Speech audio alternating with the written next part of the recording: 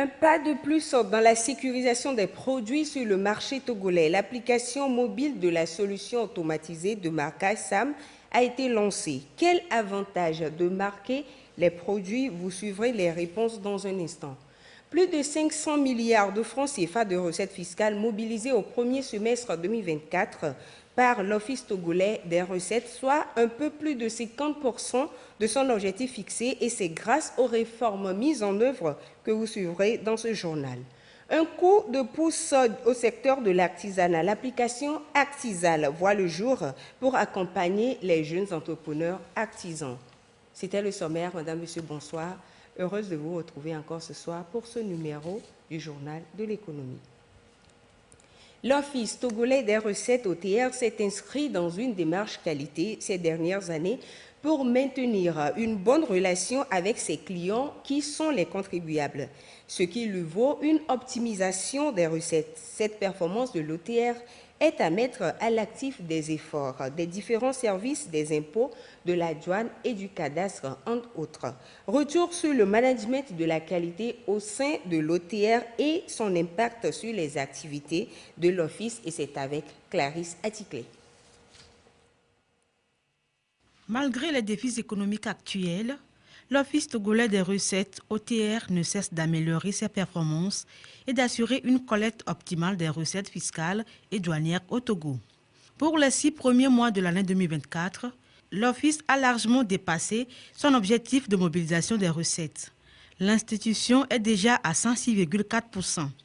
Cela est rendu possible grâce à la modernisation des pratiques et au système de management de la qualité que l'OTR déploie en son sein. Nous sommes dans une bonne dynamique de réalisation de nos objectifs annuels, puisque à la fin du mois de juin, nous sommes à 49% de nos réalisations annuelles, qui est un bon taux. Habituellement, nous tournons autour de 48.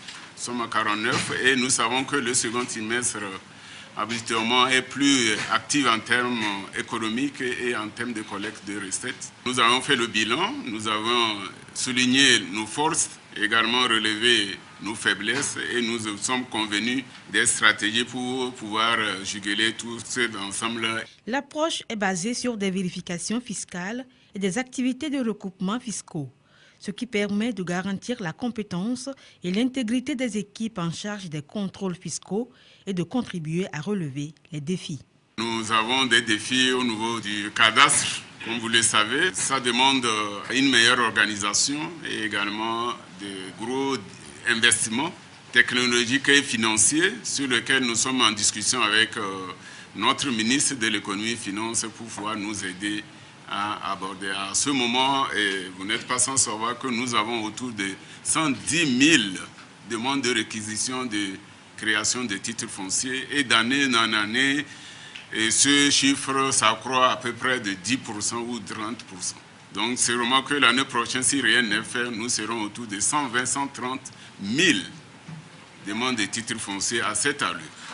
Donc c'est un défi énorme. L'autre pan important, c'est la digitalisation de nos processus et de la digitalisation de l'économie également, pour pouvoir sécuriser les recettes et mener plus à l'aise nos différentes opérations pour les contribuables et pour les trésors publics. Pour maintenir ce rythme de performance soutenu, l'OTR prend des mesures afin de renforcer et redynamiser la collecte des impôts, notamment dans les secteurs peu fiscalisés, en l'occurrence la justice. Il sera désormais question d'intégrer pleinement ce domaine dans le processus de mobilisation des recettes, assurant ainsi une équité fiscale entre tous les secteurs. L'application de la solution automatisée de marquage SAM, lancée ce jour, marque une nouvelle étape dans la sécurisation des produits au Togo. Les consommateurs ont donc l'opportunité de vérifier la qualité de leurs produits. Quel avantage de marquer les produits et quels bénéfices pour les consommateurs? Les réponses dans ce sujet de Marie-Ange Bida. On remarque depuis quelques années des produits estampillés, marqués à la vignette. Rien à voir avec l'esthétique du produit. C'est la certification que le produit est conforme aux normes en vigueur au Togo, fiable et de qualité. Cette solution automatisée de marquage des produits a été introduite en 2020 dans le cadre du déploiement du plan stratégique de l'OTR. Elle a plusieurs avantages. Primo, c'est parce que c'est un produit qui a été autorisé préalablement pour le consommateur. Et donc, c'est un produit de qualité qui n'est pas contrefait. Donc, vous achetez un produit qui est marqué, vous êtes certain que l'argent que vous utilisez vaut le prix du produit. Mais quand vous achetez un produit qui n'est non marqué, il est probablement un produit qui n'a pas été autorisé. Et quand l'opérateur économique ne le fait pas marquer, c'est parce qu'il a de bonnes raisons de ne pas le faire. C'est parce que parfois, ça peut être un produit contrefait, ça peut être un produit issu de la contrebande. Donc, si vous voulez vous assurer que l'argent que vous payez pour un produit vaut le prix, il faut aller vers des produits qui ont été préalablement autorisés et validés par les autorités compétentes. Et donc, ça permet finalement aux autorités de se rendre compte de l'ampleur du commerce qui est illégal, qui est illicite. Au-delà de la santé de l'économie togolaise, il y va aussi de la santé du consommateur. Acheter et consommer les produits marqués lui évite des désagréments. La protection de la santé du consommateur est également un fait ou un élément très important parce que grâce justement à la vignette, on peut identifier les produits qui ont été analysés, qui ont été autorisés. Donc si vous avez la vignette, c'est qu'en amont, le ministère chargé du commerce vous a autorisé. C'est parce qu'en amont, vous avez fourni les preuves de la qualité de votre produit et donc ça garantit un certain niveau de qualité et de sécurité pour le consommateur et donc pour sa santé. Si les autorités togolaises ont fait le choix d'instaurer la solution automatisée de marquage des produits, c'est bien pour protéger les populations et préserver le gagne-pain de ces nombreux opérateurs économiques qui ne vivent que de leurs produits. De plus en plus, les jeunes entrepreneurs togolais excellent sur le site de la foire à Diafi. Ils sont nombreux à exposer leurs produits made in Togo, de quoi accompagner et inclure dans les habitudes le consommer local. Marie-Reine Abeta est allée à leur rencontre, suivant son reportage présenté par Clarissa Ticlé. Sur ces étalages sont exposés de la farine de Cosette d'Ignam, communément appelée en Evé Télibo, des épices, du jus fait à base de la poudre de néré. Une ingéniosité des jeunes entrepreneurs togolais qui, depuis plusieurs années, sont dévoués à les promouvoir sur le marché local. La farine de Cosette d'Ignam, la poudre et les graines de néré sont ici mises en exergue. Depuis la nuit des temps, la conservation de l'igname est un peu compliquée ici dans notre pays.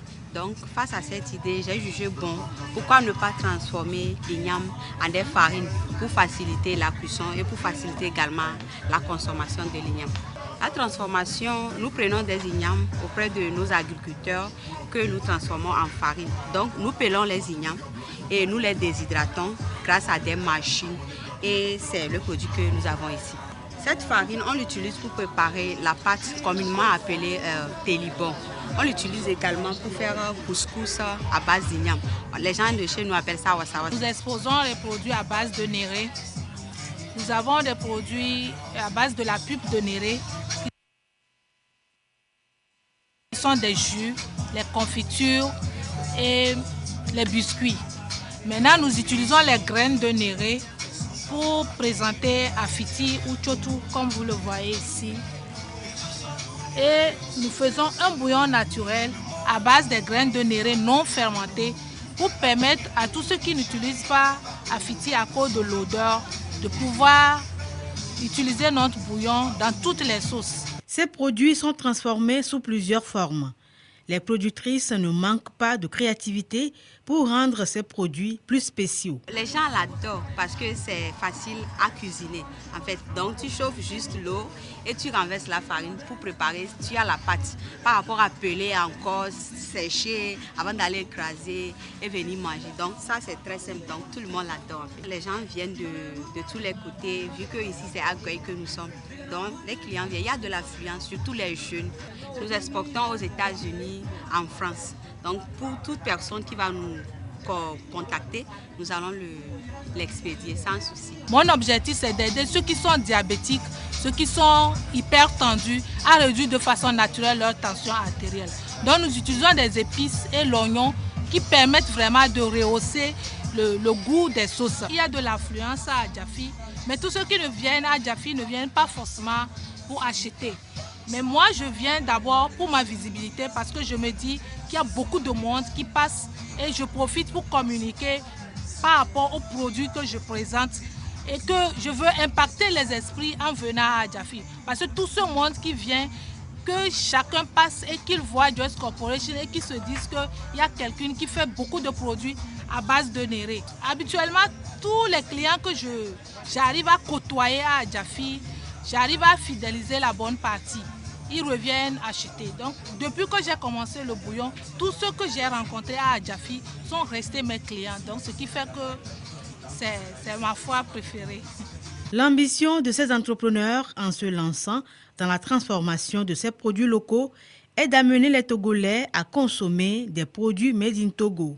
De quoi encourager et accompagner la politique du consommer local initiée par le gouvernement togolais. Et pour accompagner ces jeunes entrepreneurs, la boutique Made in Togo voit le jour. Des produits locaux y sont exposés pour donner une visibilité à ces jeunes et à leur créativité. Edwige Atakwa Bassabi et Marie-Thérèse nous font découvrir cette boutique. Suivez. Dans cette boutique, vous ne trouverez que des produits typiquement togolais.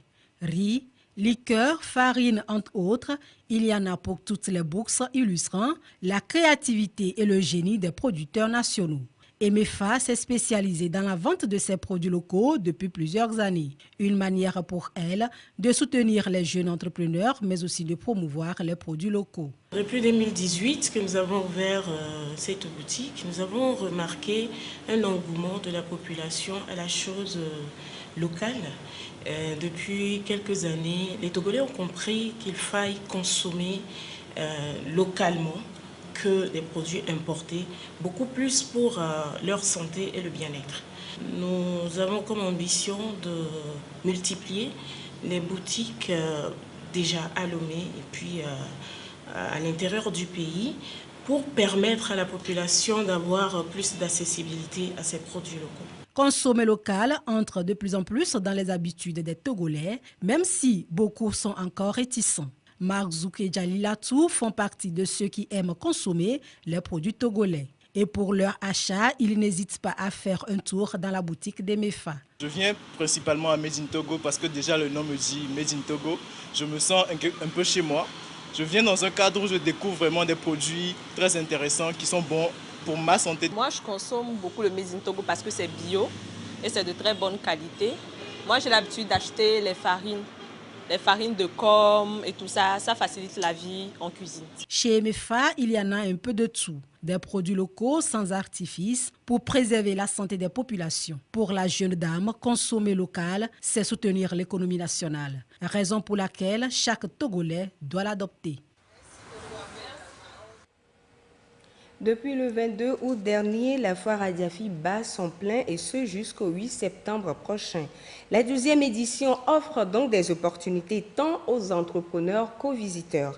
Quelles sont donc les innovations de cette année? Écoutons le promoteur Maxime Minassé au micro de Abile Nyassimbe.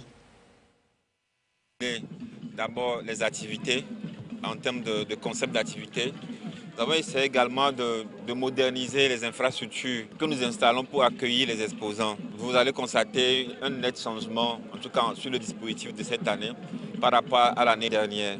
Donc la particularité, c'est à ces deux niveaux-là. La modernisation des infrastructures que nous installons pour accueillir les exposants et les concepts qui ont évolué pour proposer en 3 semaines 2 salons, un atelier pour les ados, et une programmation de concerts et de spectacles. Nous travaillons sur la qualité des produits exposés.